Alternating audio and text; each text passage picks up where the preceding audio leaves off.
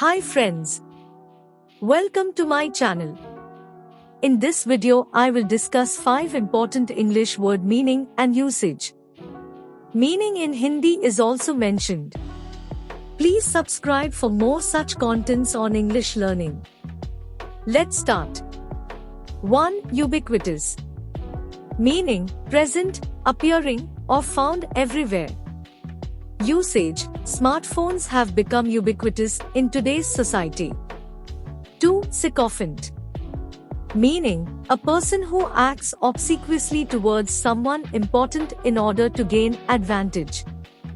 Usage. The employee was considered a sycophant, always flattering the boss to get promotions. 3. Nefarious. Meaning, wicked, villainous, or criminal. Usage. The nefarious activities of the criminal organization were finally exposed by the authorities. 4. Quagmire. Meaning, a difficult or precarious situation, a swampy, soggy ground. Usage. The political negotiations turned into a quagmire with no easy solutions. 5. Lethargic. Meaning, feeling sluggish, lazy, or lacking in energy. Usage. After a heavy meal, I felt lethargic and didn't want to do anything. Thanks for watching.